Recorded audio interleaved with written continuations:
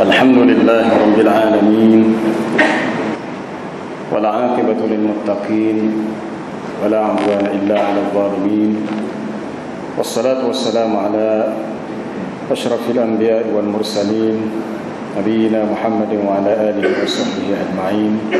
رب اشرح لي صدري ويسر لي أمري واحلل عقدة من لساني يفقهوا قولي. اللهم انفعنا بما علمتنا وعلمنا ما ينفعنا. اللهم زدنا علما. Amma ba'd.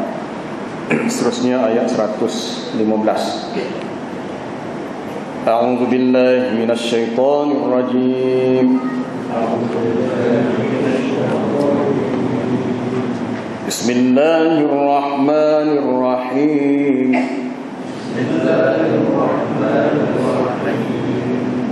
إنما حرم عليكم الميتة والدم ولحم الخنزير وما أهل لغير الله به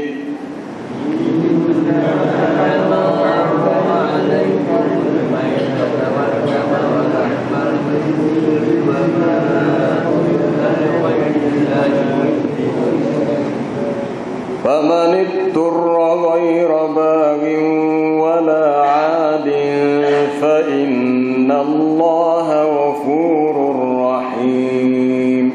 فمن اضطر غير باغ ولا عاد فإن الله غفور رحيم. ولا تكونوا لما تصف ألسنتكم الكذب هذا حلال وهذا حرام لتفتروا على الله الكذب. ولا تكونوا لما تصف ألسنتكم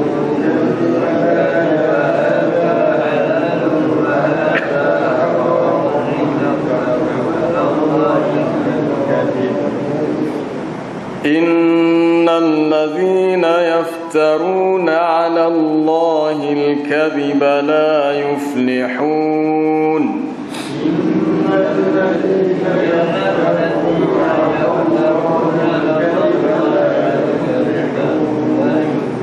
متاع قليل ولهم عذاب أليم. متاع قليل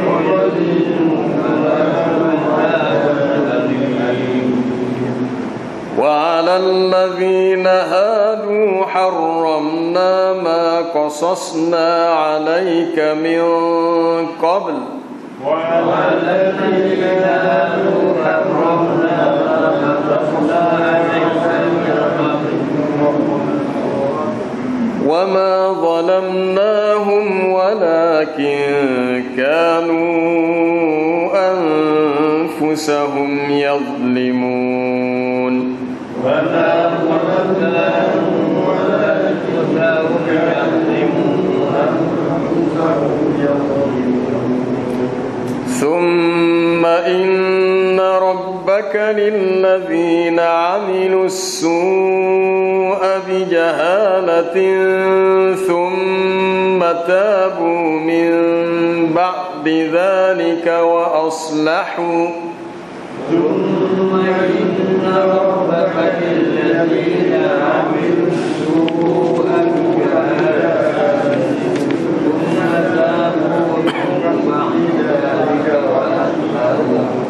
ثم تابوا من بعد ذلك وأصلحوا إن ربك من بعدها لغفور رحيم.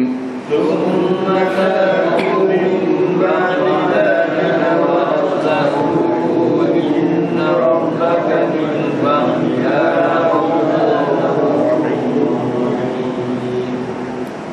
إنما حرم عليكم الميتة والدم ولحم الخنزير وما أهل لغير الله به.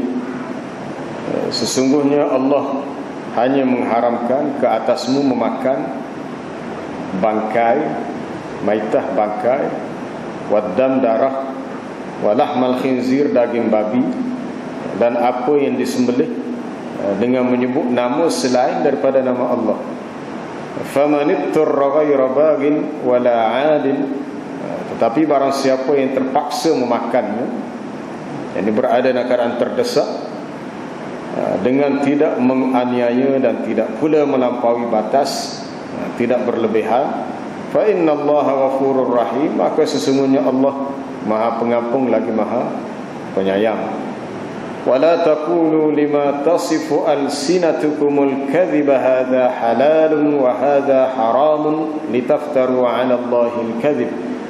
Janganlah kamu mengatakan terhadap apa yang disebut oleh lidahmu secara dusta, ini halal dan ini haram, untuk kamu mengada-ngadakan kebohongan terhadap Allah. Innal ladzina yaftaruna 'ala Allahil kadhiba la yuflihun. Sesungguhnya orang-orang yang mengadakan kebohongan terhadap Allah, mereka tidak akan berjaya, tidak akan beruntung. Mata'un qalil wa lahum 'adzabun alim. Itu adalah kesenangan yang sedikit. Maksudnya perbuatan mengada-ngadakan pendustaan kepada Allah, kalau diperolehi kesenangan oleh orang yang berbuat itu, hanyalah suatu kesenangan yang sedikit, dan bagi mereka azab yang pedih. Wa 'alal ladzina hadu, dan terhadap orang-orang Yahudi, haramna ma qasasna 'alaika min qabl, kami haramkan apa yang telah kami ceritakan dahulu kepadamu. Wa ma zalamnahum, dan kami tidak menganiayai mereka, walakin kanu anfusahum yadhlimun, akan tetapi mereka lah yang telah menganiaya diri mereka sendiri. Thumma inna rabbaka lilladzina 'amilus su'a bijahalah, kemudian sesungguhnya Tuhanmu mengampuni bagi orang-orang yang mengerjakan kesalahan kerana kejahilannya. Jahalah kerana kejahilan, kebodohannya. Thumma tabu min ba'di dzalik, kemudian mereka bertaubat sesudah itu. Wa aslahu, dan mereka islah, yakni perbaiki diri mereka. Lepas bertaubat mereka berubah menjadi lebih baik. Inna rabbaka min ba'diha la ghafurur rahim, sesungguhnya Tuhanmu sesudah itu benar-benar Maha Pengampun lagi Maha Penyayang. Dari ayat 115 hingga 19, keseluruhan ayat ini merupakan perbahasan berhubung dengan perkara halal yang baik dan perkara haram yang buruk daripada urusan makanan. Soal makan minum salah satu keperluan dalam hidup manusia, sebab kehidupan kita manusia sama dengan haiwan, apa-apa yang hidup, kecuali kalau malaikat betul lah dia tidak berhajat kepada makan dan minum. Manusia, binatang dan jin adalah tiga makhluk yang memerlukan kepada makan dan minum. Jin pun makan juga, manusia pun makan juga. Maka untuk menyempurnakan sifat kemuliaan manusia, di dalam agama ini Allah Ta'ala mensyariatkan ada perkara yang dibolehkan makan, harus halal. Ada perkara yang tidak boleh dimakan, asalnya adalah harus. Kecuali mana-mana perkara yang telah ada nas, ada dalil daripada Quran, daripada hadis tentang pengharamannya. Kaedah fiqh yang masyhur menyebut bahawasanya al-aslu fil asya' al-ibahah, asal pada sesuatu harus. Asal pada sesuatu merujuk pada dalam bab makanan, bab minuman, soal pakaian, asalnya harus. Ma lam yarid nassun fi tahrimihi, selagi tidak datang nas yang mengatakan ianya diharamkan. Selagi tidak ada nas mengatakan haram, maka ianya adalah harus. Apabila ada nas kata haram, barulah haram. Adapun urusan ibadat terbalik. Ini asal pada ibadah adalah tak boleh buat. Al-aslu fil ibadah adalah al-mahzur ataupun al-hazr. Asal pada urusan ibadah tak boleh dibuat kecuali ada dalil yang suruh kita buat begitu, baru kita boleh buat.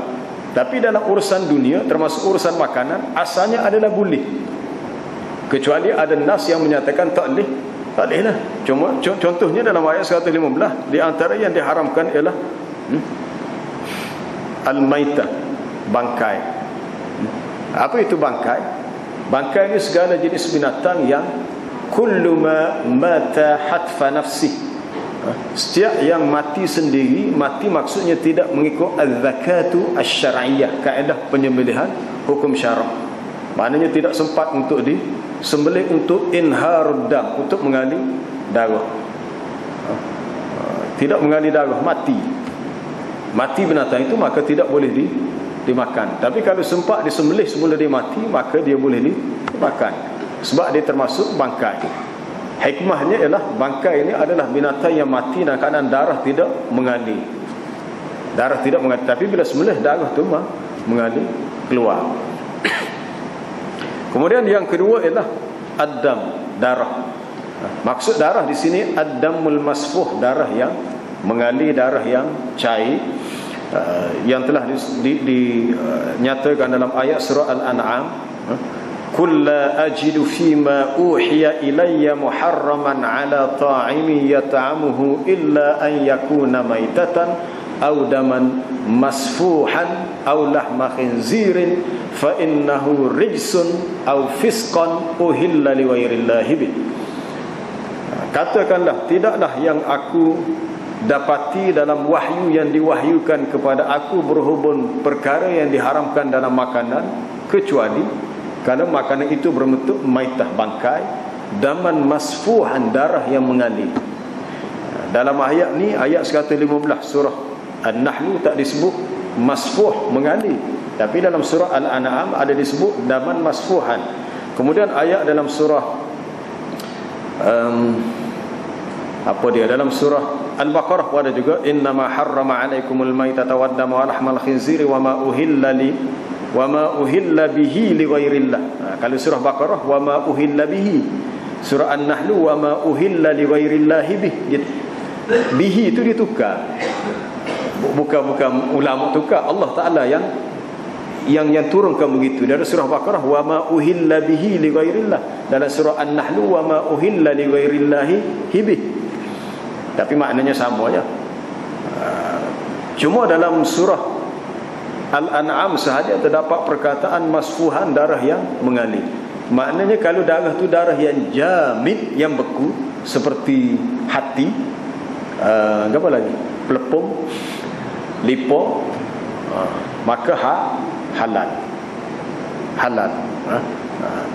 Tapi halalnya benda tu tak disebut dalam Quran, tapi disebut dalam sunnah. Adanya hadis Nabi yang menjelaskan ayat ini daripada Abdullah bin Abi Aufa, uhillat lana maitatani wa damani, dihalalkan kepada kita makan dua jenis bangkai dan dua jenis darah. Ayat ni umum. Kalau kita ngaji usul fiqh, ayat ni mai betul umum, tetapi nas dalam hadis itu telah mentakhsiskan sebahagian daripada keumuman nas yang ada dalam Quran. Dihalalkan kepada kita dua jenis bangkai. Apa bangkai itu? Apa dia bangkai itu? Iaitu al-hutu wal jarad, ikan dan belalang. Belalang jaga orang makan lah. Ada abang mau tengok masuk sekali pasir putih, pasar pasir putih dalam paling, kata apa dia ni, belalang dia jemur. Kata dia siap dengan gaya kunyit dah, tapi tak jumpa lagi kata baru. Hak banyaknya ikan, sebab ikan juga kena mati belakang dah. Sebab tu orang tak panggil sembelih ikan, apa panggil siang ikan, siang benda hak mati dah. Tapi kalau orang tak payah, dia kata mana boleh makan ikan tu jadi bangkai. Kena sembelih dulu. Tak, ikan dikecualikan daripada sembelih berdasarkan hadis uhillat lana maitatani, dihalalkan kepada kita dua jenis bangkai, ikan dan belalang. Ataupun dua jenis darah adalah al-kabidu wat-tihal, hati dan limpa. Sebab dia adalah darah yang beku. Darah juga, tapi darah yang beku. Tapi kalau kita nak guna logik akal, kita kata dah darah cara beku, cair serupa je. Itu kita yang kata, tetapi di sisi Allah Ta'ala tidak begitu. Yang diharamkan cuma darah yang masfuh, darah yang mengalir, ataupun darah yang beku, maka dihalalkan, diharuskan kita makannya. Walahmal khinzir, daging babi. Allah Ta'ala menciptakan babi, dia yang ciptakan. Semua makhluk ni Allah Ta'ala ciptakan. Kenapa pula sebahagian daripada makhluk itu Allah Ta'ala haramkan sebagai suatu ibtila, suatu ujian bagi kita, sebagai suatu ujian bagi kita. Sebab itu di akhir zaman, apabila turunnya Nabi Isa alaihissalam, di zaman turunnya Nabi Isa, wallazi nafsi biyadihi la yushikanna an yanzila alaikum ibnu Maryam. Nabi menyebut demi Allah yang diriku di tangannya, bahawa hampir-hampirlah akan turun Isa bin Maryam, seorang hakaman adlan, pemerintah yang adil, yuksirus salib, dia akan mematahkan semua salib cross, lambang agama Kristian, wa yaqtulul khinzir, dan dia akan membunuh semua jenis babi. Di antara tugas Nabi Isa apabila turun di akhir zaman, dia akan membunuh semua jenis babi. Jadi selama zaman dia berada di atas muka bumi, ada ulama kata dia berada atas muka bumi selama 7 tahun. Ada pendapat lain kata 40 tahun. Tetapi di zaman dia tidak ada babi. Tapi sebelum zaman dia, zaman sekarang ini adalah. Maka diharamkan kepada umat Islam memakannya. Dan apa sahaja yang disembelih tidak dengan menggunakan nama Allah, apa-apa yang disembelih selain daripada nama Allah, maka haram dimakan.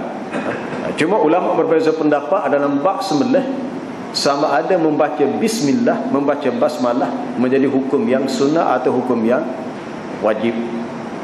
Dalam mazhab Syafi'i dia kata sunnah, tidak wajib. Cuma haram kalau disebut nama lain. Tapi membacanya itu lebih baik.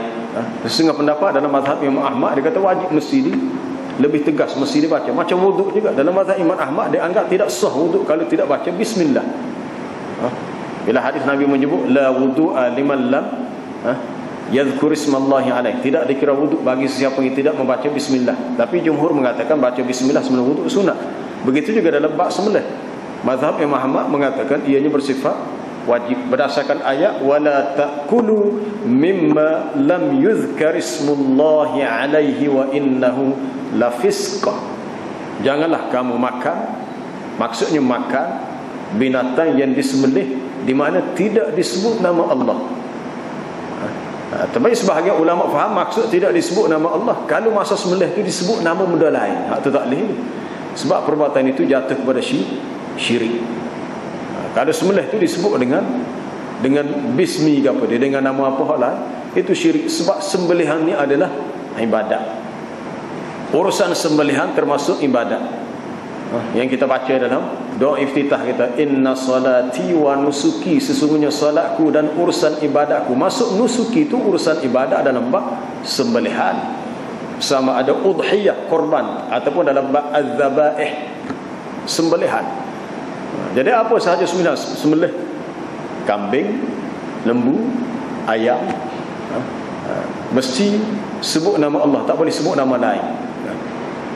Ataupun kalau tak disebut pun jangan disebut nama yang lain, jatuh kepada syirik. Tapi lebih baik menyebutnya untuk mengambil berkat dengan nama Allah. Dan apa yang disembelih tidak dengan nama Allah.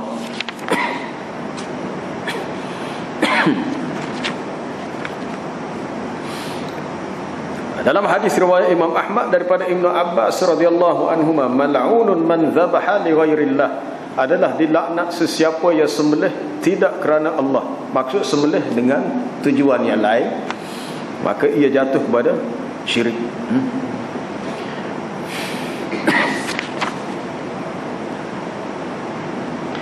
Kemudian datangnya pengecualian fi halatid darurah, dalam keadaan yang sangat terdesak, darurat.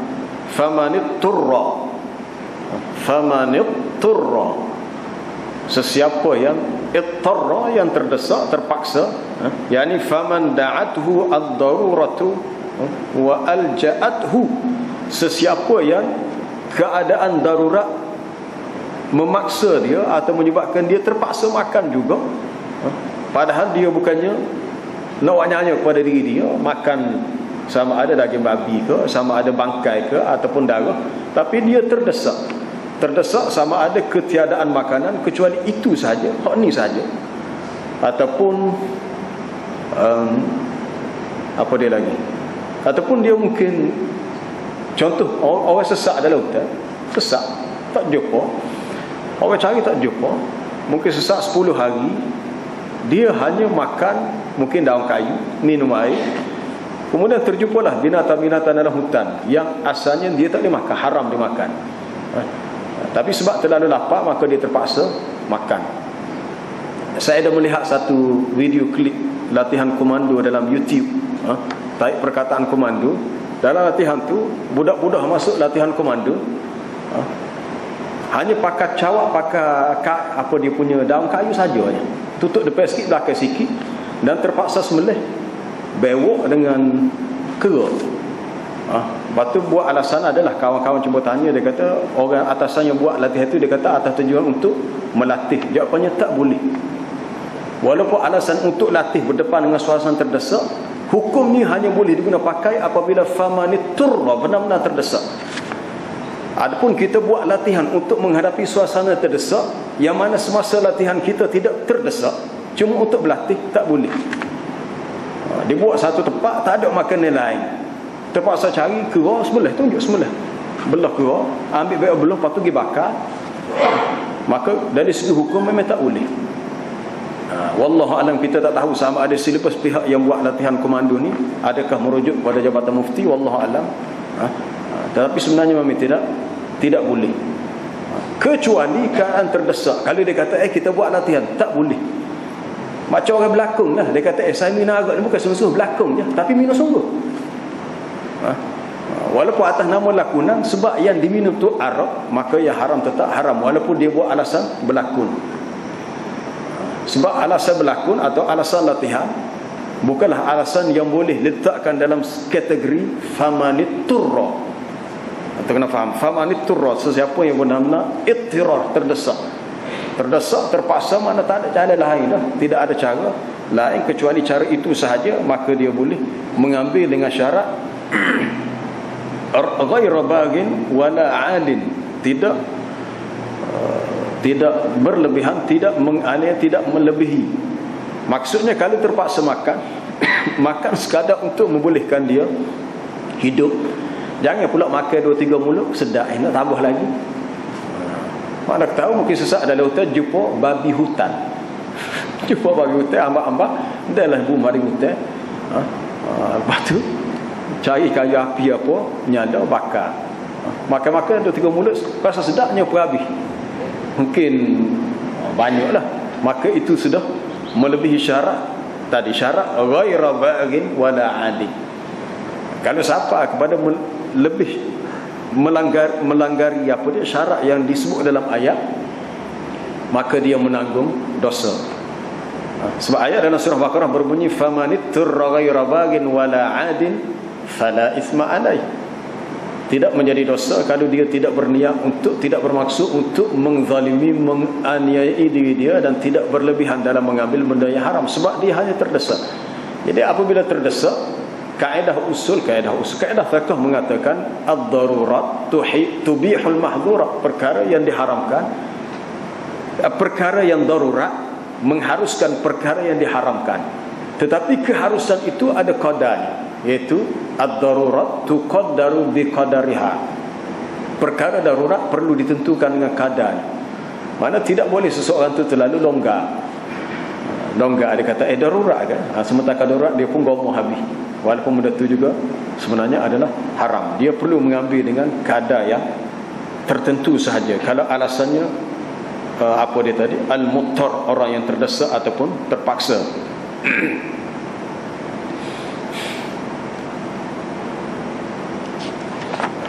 Maka sesiapa yang terdesak dengan tidak bertujuan untuk menganiaya atau melebihi perkara yang dibenarkan kepadanya, Allah, sesungguhnya Allah Ta'ala itu maha pengampun lagi maha penyayang.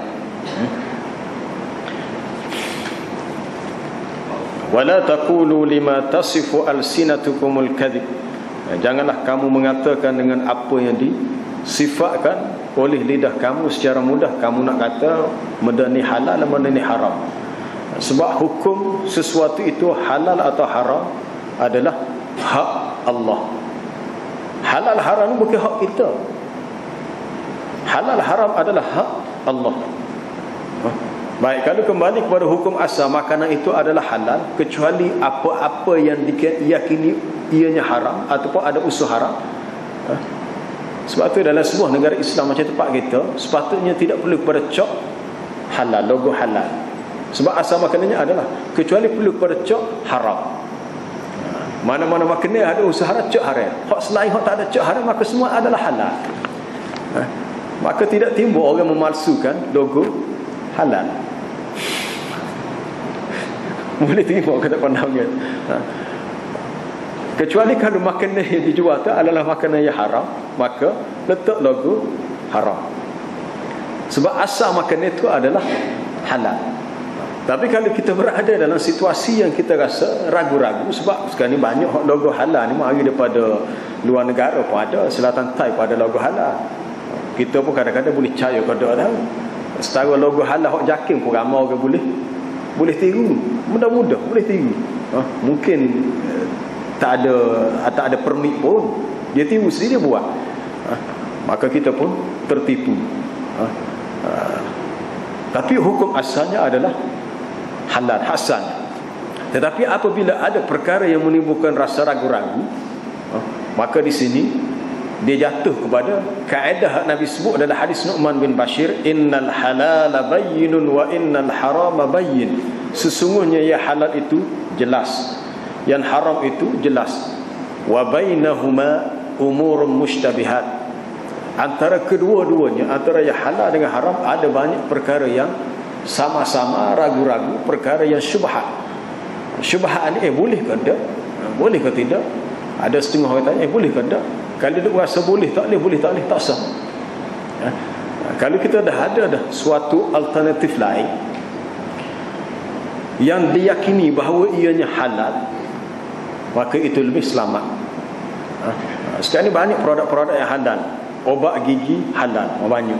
Jadi hak lain walaupun ada cak halal tapi ada keraguan, kita pun was-was tak sah. Begitu juga botol kicap, banyak jual kicap kedai. Hak produk Bumi Putra hak Muslim ada, kenapa kita nak ambil hak bukan Islam yang buat?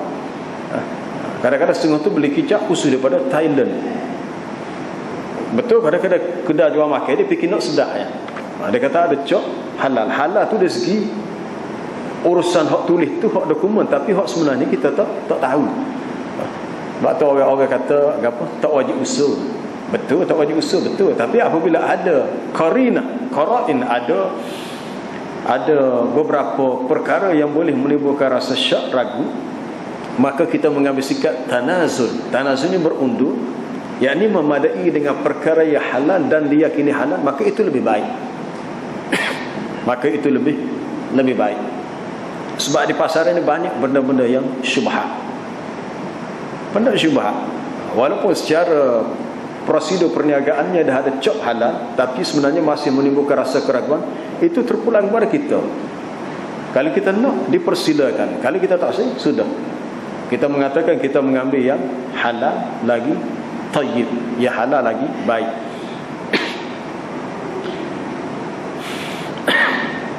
Janganlah seseorang dengan mudah mengatakan ini halal, ini haram, dengan maksud untuk mengadakan pendustaan kepada Allah. Berbeza syariat Islam dengan syariat agama terdahulu. Contohnya orang-orang Yahudi, kita akan baca dalam ayat berikutnya. Orang Yahudi diharamkan kepada mereka beberapa jenis makanan yang asalnya dihalalkan.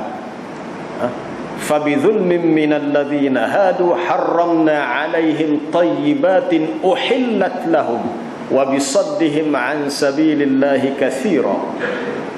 Disebabkan perbuatan zalim yang dilakukan oleh orang-orang Yahudi, maka kami haramkan ke atas mereka perkara-perkara yang sebelum itu dihalalkan. Harramna alaihim tayyibatin uhillat lahum. Asalnya benda itu dihalalkan kepada mereka, tapi disebabkan mereka membuat perkara-perkara yang melanggar batasan hukum Allah, maka makanan asalnya halal bertukar menjadi haram. Ataupun disebabkan mereka menghalang manusia daripada jalan Allah. Contoh yang diharamkan seperti orang-orang Yahudi tidak boleh makan binatang yang berkuku. Itu kalau kita lihat dalam tafsir ayat, wa 'alal ladzina hadu harramna ma qasasna, ke atas orang Yahudi kami haramkan apa yang telah kami ceritakan sebelumnya, yang diceritakan dalam surah Al-An'am. Baik, sebelum kita pergi ayat itu, kita habiskan ayat ini dulu. Dalam bab halal dan haram, satu ketika apabila Ali bin Hatim At-Ta'i, yang ketika itu belum masuk Islam, dia ni seorang Nasrani, seorang Kristian. Satu hari dia mari jumpa Nabi, dalam keadaan dia pakai apa dia ni, cross, salib. Lalu Nabi SAW membaca sepotong ayat dalam surah At-Taubah, ittakhadhu ahbarahum wa ruhbanahum arbaban min dunillahi wal masih ibn Maryam, sehingga akhirnya, wa ma umiru illa liya'budu ilahan wahidan la ilaha illa huwa subhanahu wa amma yusyrikun. Mereka menjadikan hibr, pendeta-pendeta mereka, orang yang alim dalam ajaran Injil,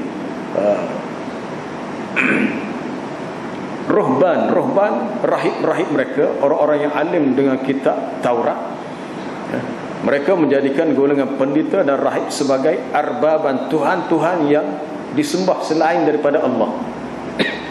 Bila Nabi baca ayat ini, Adi bin Hatim At-Tai berkata, dia kata, ya Muhammad, kami tak pernah sembah mereka. Dia pergi sembah ni sujud dengan rokok. Nabi kata, tidakkah kamu menghalalkan apa yang mereka haramkan, walaupun asalnya tidakkah kamu menghalalkan apa yang mereka halalkan, sedangkan benda itu asalnya haram? Dan tidakkah kamu juga mengharamkan apa yang mereka haramkan, padahal asalnya benda itu halal?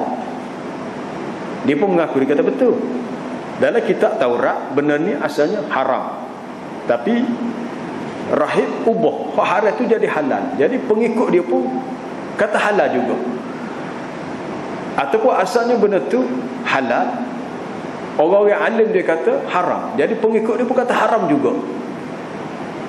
Nabi kata, bila kamu ubah hukum halal haram yang ada dalam Taurat dan Injil, fatilka ibadatukum iyyahu, itulah cara ibadat kamu terhadap mereka.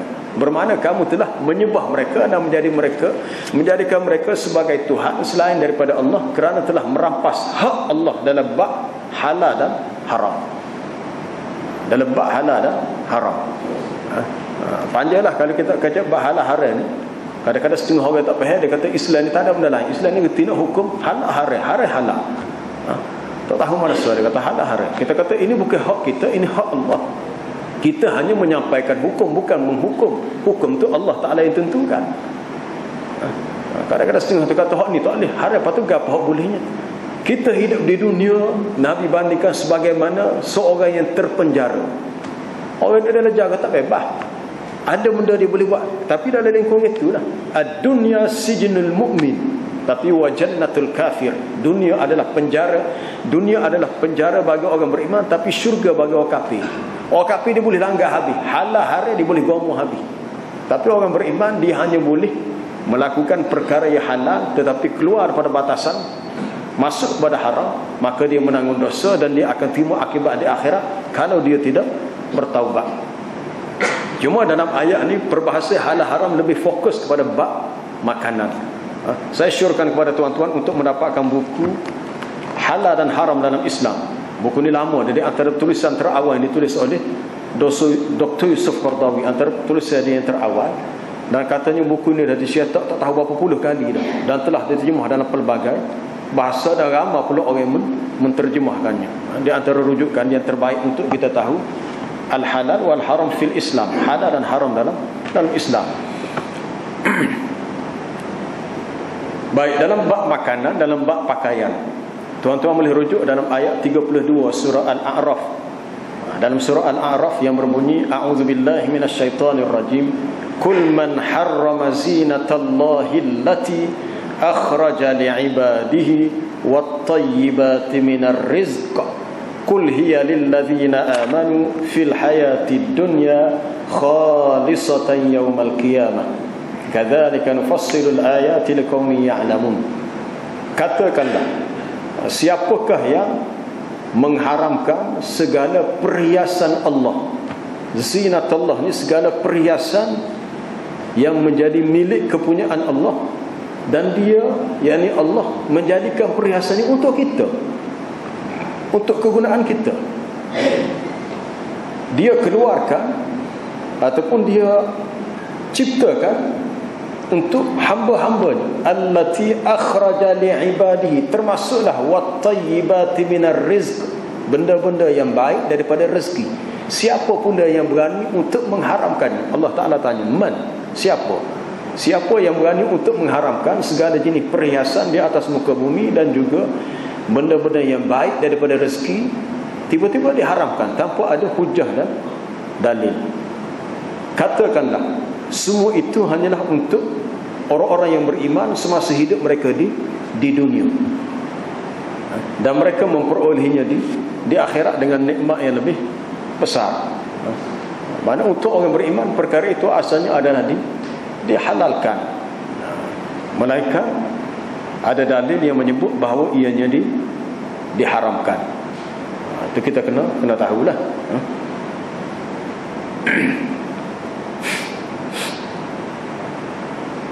Innal ladzina yaftaruna 'ala Allahi al-kadhiba la yuflihun. Sesungguhnya orang-orang yang mengadakan pendustaan kepada Allah, mereka tidak dapat tidak mendapat kejayaan, tidak mendapat keuntungan.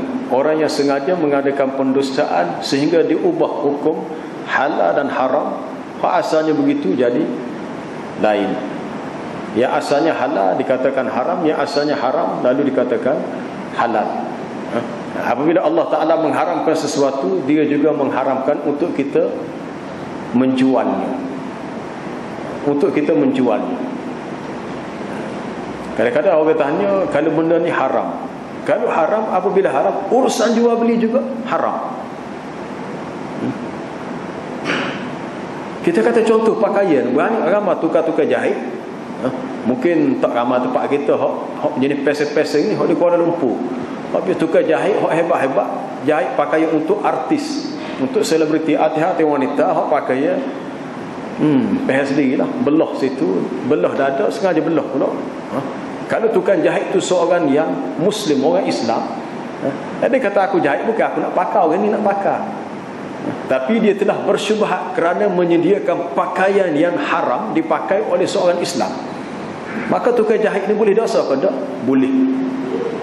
Sebab dia termasuk dalam larangan wa ta'awanu 'alal birri wat taqwa, tetapi wala ta'awanu 'alal itsmi wal 'udwan. Jangan kamu tolong menolong dalam perkara yang membawa kepada dosa dan permusuhan. Jadi tukang jahit itu secara automatik dia telah tolong orang lain untuk pakai pakaian yang mendedahkan aurat, walaupun dia tak pakai, dia ambil upah, rezeki dia syubhat. Tapi syubhat yang lebih hajat hampir kepada haram. Sebab dia mendapat rezeki sebab melalui menjahit pakaian yang mendedahkan aurat. Dan banyak lagi orang lain yang terlibat dengan urus niaga yang tidak dibenarkan di sisi syarak. Berdosa lah. Sama ada jual barang yang dicuri. Banyak penagih-penagih dadah curi besi jual. Dia dah curi soda-soda, lepas tu jual pula, ambil hasil jualan benda yang haram. Ada setengah orang mungkin kawasan perumahan dia dekat dengan perumahan orang Cina, dia jumpa anjing, dia igat anjing, dia jual. Jual tempat pemeliharaan.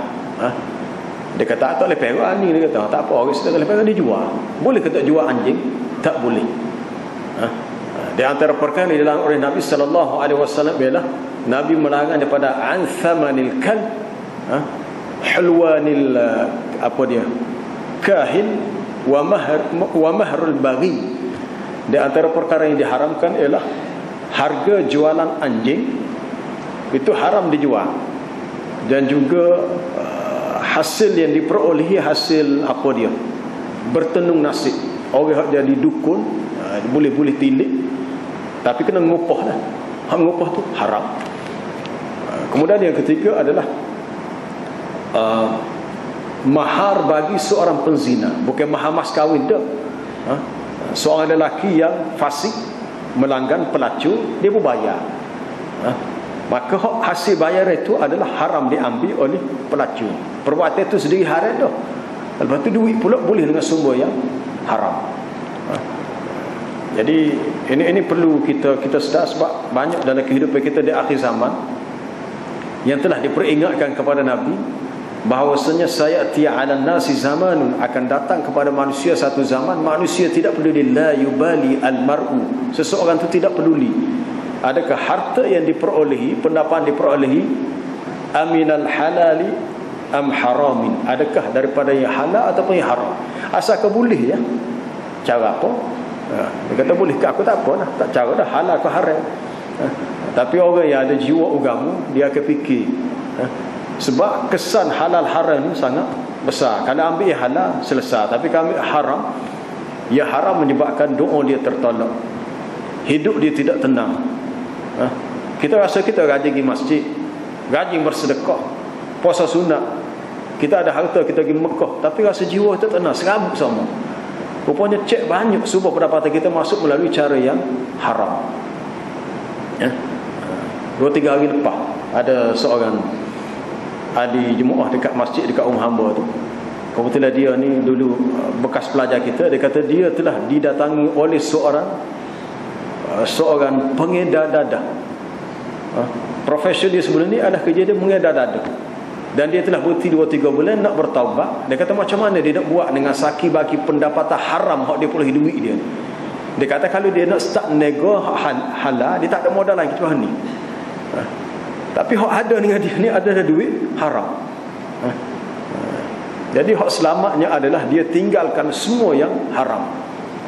Carilah jalan untuk mendapatkan sumber modal, memulakan perniagaan dengan modal yang halal 100%. Tapi kalau dia start nego dengan modal pun hak haram dah, maka lepas ni dia tidak akan sesemasak dah tidak sesat. Macam mana timbul keinginan untuk bertaubat? Dia kata oleh kerana banyak boleh pitih hasil mengada dadah.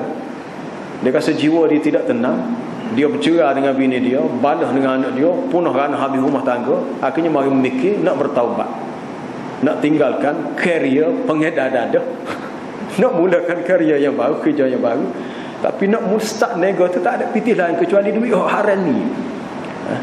Duit itu bukanlah haram pada zat, tapi haram pada sumber cara diperolehi. Sebab ketah tu pun dah biasa ya. Orang yang warak dia akan tinggalkan.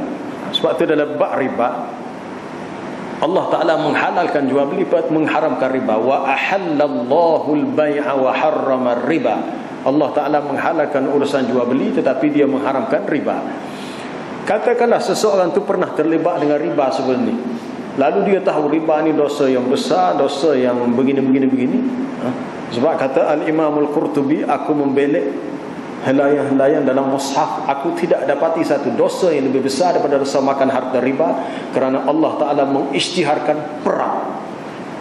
Fa in lam taf'alu fa'dhanu biharbin minallahi wa rasulih. Kalau kamu tak buat, maksud tak berhenti daripada makan riba, maka Allah Ta'ala isytiharkan perang. Allah dan Rasul berperang waktu itu. Lalu kata Imam Qurtubi, siapakah yang akan menang kalau dia berperang dengan Allah? Maka Allah Ta'ala memberi nasihat kepada kita, ya ayyuhalladzina amanu taqullaha wa dharu ma baqiya minar riba. Wahai orang yang beriman, bertakwalah kepada Allah, tinggalkanlah saki-baki riba.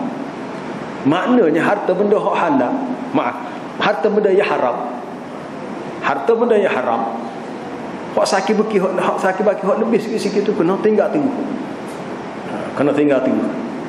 Boleh timbul soalan mana jemaah ada dalam rancangan pencetus ummah. Seorang itu tanya apa dia, bila Datuk Hasan Mahmud tanya, apa yang kamu nak buat? Tak ingat pergi ke mana tanya. Kalau anda mempunyai duit riba dalam bank, nak buat macam mana? Tak boleh jawab dia. Dia jawab tak tepat.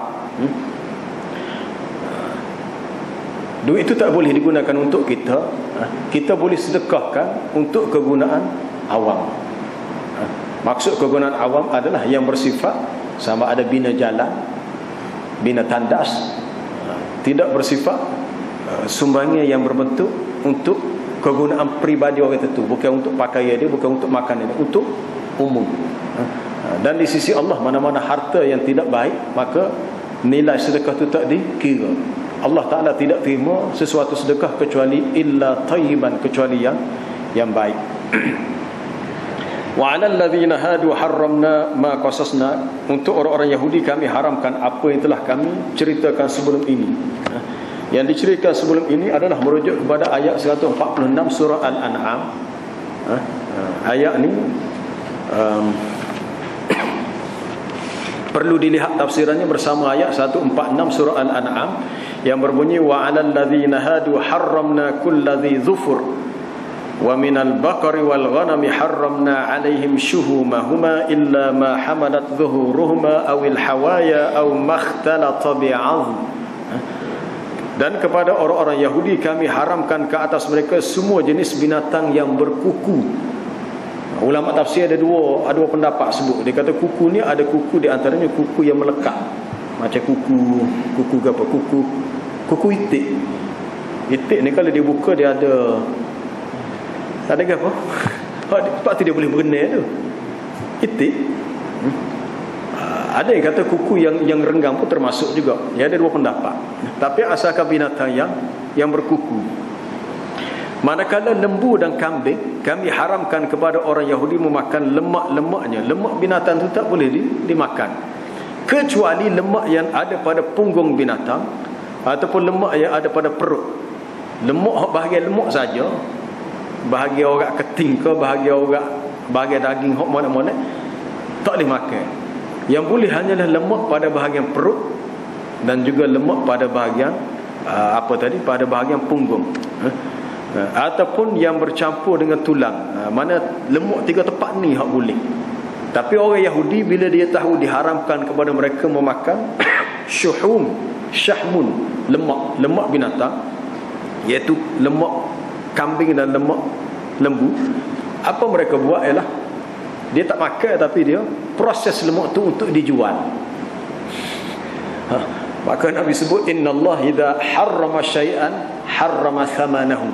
Allah Ta'ala apabila dia mengharamkan sesuatu benda, maka dia mengharamkan nilai harganya, mana tidak boleh diperniagakan. Kalau jual juga dosa lah. Itu untuk orang Yahudi. Sebahagian ini disebut dalam surah Al-An'am. Cuma banyak tempat-tempat kita perkara-perkara syubhat yang hamba rasa kalau kita boleh mengelak daripadanya lebih baiklah. Tak tahulah nak katakan, tapi benda ni kadang-kadang mungkin setengah orang dia rasa sensitif. Orang yang bekerja sebagai penanam tembakau, kalau terkena siapa-siapa minta maaf.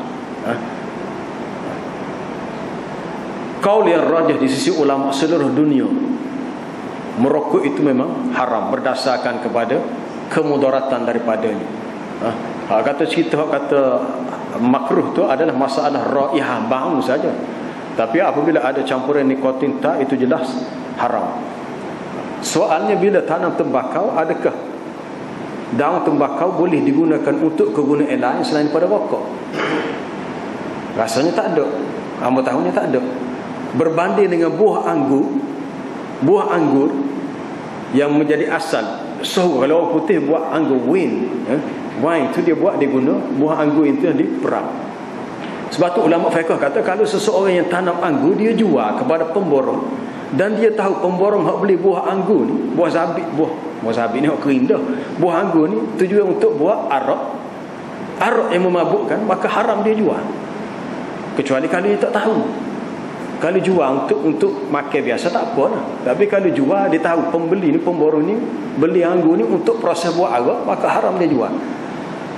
Sedangkan anggur ni kalau tak diproses jadi arak, tak jadi arak, boleh makan tu. Tapi adakah daun tembakau kalau tak proses jadi rokok, boleh ke buat supaya sayur lombok? Wallahu a'lam, tak tahu. Boleh fikir sendiri. Tapi benda ni kena rujuk pejabat mufti. Cuma kita buka persoalan untuk minda kita lebih open mind, lebih terbuka, untuk kita melihat bahawa persoalan halal dan haram ni perkara yang sangat-sangat perlu diberi perhatian dalam agama, sebab dia berkait rapat dengan soal kehidupan kita dan juga dipanggil maruah agama dalam jiwa kita. Baik, kita berhenti setakat itulah. Sambung ayat berikutnya mengerti. Wallahu a'lam. Subhanakallah bihamdika asyhadu an la ilaha illa anta astaghfiruka wa atubu ilaik. Wal 'asr.